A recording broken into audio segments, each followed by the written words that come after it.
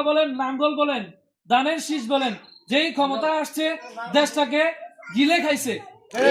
প্রত্যেকটি মানুষ, আপনি দেখেন 2001 থেকে 5 সাল, 1 সালে যেই নির্বাচন ছিল, এরপরে তো 5 সালে নির্বাচন তো হয় নাই। সেই নির্বাচন কয় সালে হয়েছে? তত্ত্বাবধায়ক সরকারের হাতে ক্ষমতা দেওয়ার পরে 8 সালে।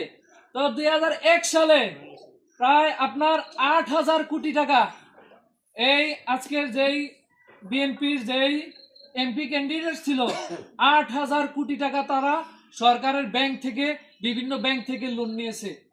তো ওই সময়ের 8,000 কোটি টাকা এমনের 1 লক্ষ কোটি টাকার উপরে। এই খারাপ মানুষরা চায় না যে এই দেশ ভালো মানুষে পরিচালনা করুক। আমি একটা হিস্ট্রি আপনাদের কাছে উপস্থাপন করি। আলী হাসান মোহাম্মদ মুজাহিদ, সে কোন মন্ত্রণালয়ের দায়িত্ব ছিল আমার সঠিক মনে আসতেছে না।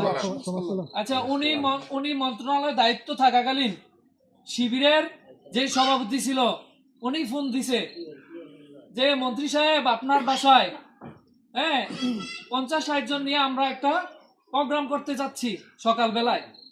তখন উনি না করছে।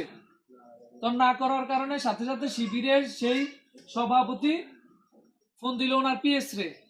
ফোন দিয়া বলতেছে যে স্যার কোন কারণে না করলো। মুজাহিদ সাহেব তখন বলছে যে আপনারা যে 50-60 জন সকালবেলা আসবেন, এই 50-60 জনেরকে যে সকালবেলা আসলে যে আপনাদেরকে নাস্তা খাওয়াবে, সেই বাজেটটা ওনার পকেটে নাই। তখন উনি হচ্ছে তৎকালীন মন্ত্রী। তো এইভাবে আমাদের বাংলাদেশে যেই 54 বছর 55 বছরে যেই মাফিয়া তৈরি হয়েছে, ওরা আসলে ভালো মানুষদেরকে ক্ষমতা রাখতে চায় না, জীবিত রাখতে চায় না। তাদেরকে অন্যায়ভাবে মানবতা বিরোধী অপরাধের মামলায় তাদেরকে রাজাকার ট্যাগ দিয়ে তাদেরকে ফাঁসির কাস্টে ঝুলাইছে। এরপরও বাংলাদেশ জামাত ইসলামকে দাবিয়ে রাখতে পারে নাই।